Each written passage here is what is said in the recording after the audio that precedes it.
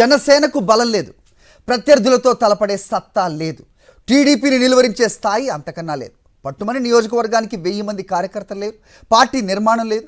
ఏమీ లేని జనసేన 24 సీట్లు కాకుండా ఎక్కువ సీట్లు ఎలా తీసుకుంటుంది?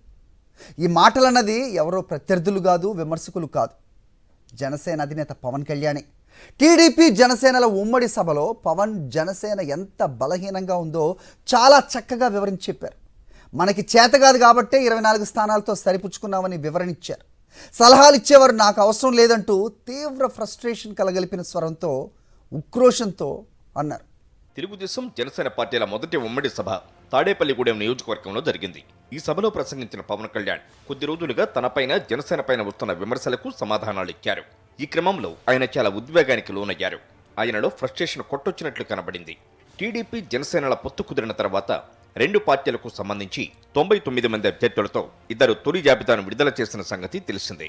వచ్చే ఎన్నికల్లో 175 స్థానాలు ఉన్న ఏపీలో జనసేనకు 24 స్థానాలు కేటాయించినట్లు చంద్రబాబు ప్రకటించారు. వాటిలో 5 స్థానాలకు పవన్ అభ్యర్థులను ప్రకటించారు.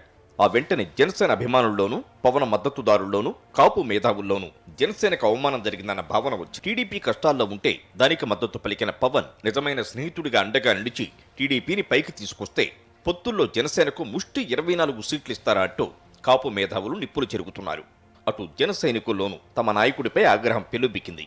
చంద్రబాబుతో గట్టిగా మాట్లాడి మరిన్ని స్థానాలు పట్టుబట్టి సాధించుకోకుండా 24 స్థానాలకి ఎందుకు ఒప్పుకున్నారంటూ జన సైనికులు పవన్ పైనే మండిపడుతున్నారు. జనసేనకు మొదటి నుంచి మద్దతుగా ఉంటున్న సీనియర్ రాజకీయ నాయకుడు, కాపు నేత చేగుండి హరిరామ జోగయ్య కూడా మరీ 24 స్థానాలతోనే జనసేన డీల్ ఒప్పుకోవడం దేహి అన్నట్లుందని విమర్శించారు. కూటమిలో పవన్ స్థానమేంటో క్లారిటీ ఇవ్వాలని ఆయన అన్నారు. అన్ని వర్గాల్లోనూ జనసేన పైన పవన్ పైన విమర్శలు వెల్లువెత్తుతున్నాయి. సోషల్ మీడియాలోనూ జనసేనాన్ని బాగా ట్రోలింగ్ చేస్తున్నారు.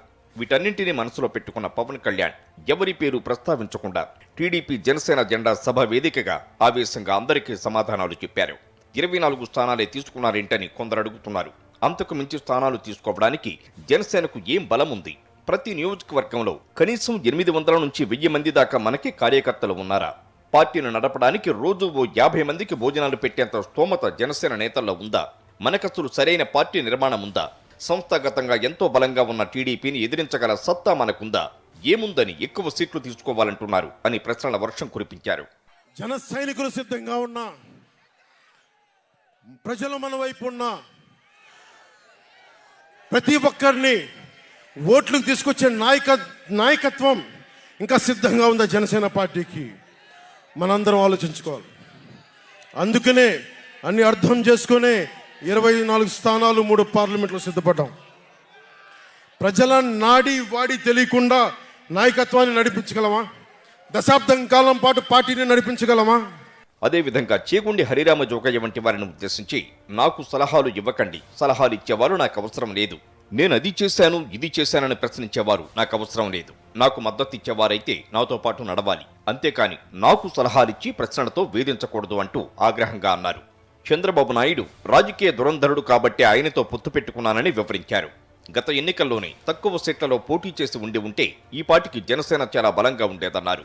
ఎన్నికల్లో ఎక్కువ స్థానాల్లో పోటీ చేసి ఓడిపోయే కంటే 24 స్థానాల్లో పోటీ చేసి అన్నింటా గెలిస్తే రాష్ట్ర గతిని మార్చవచ్చన్నారు పవన్ కళ్యాణ్. పవన్ కళ్యాణ్ ప్రసంగం జన సైనికులను బాగా నిరాశలో ముంచేసింది. జనసేనకు ఎలాంటి సత్తా లేదని ఎన్నికల ముందు పార్టీ అధినేతే సొంత పార్టీ గాలి తీసుకుంటుంటే రేపు పోటీ చేసే 24 స్థానాల్లో ఏ మొహం పెట్టుకుని ఓట్లు అడుగుతారని వారు లోలోన కుతకుతలాడిపోతున్నారు. జనసేనకు కేటాయించాల్సిన సీట్లను కబ్జా చేసిన టీడీపీ అధినాయకత్వంతో గట్టిగా మాట్లాడాల్సిన పవన్ టీడీపీతో పోటీ పడగల బలం జనసేనకు ఎక్కడుందని పబ్లిక్ నిలదీయడంతోనే జనసేన భవిష్యత్తుకు పవన్ మంగళం పాడేశారని అభిమానులు ఆక్రోశిస్తున్నారు. మొదటి సభతోనే జనసేనను పవన్ ఆత్మరక్షణలో పడేశారని వారు భావిస్తున్నారు.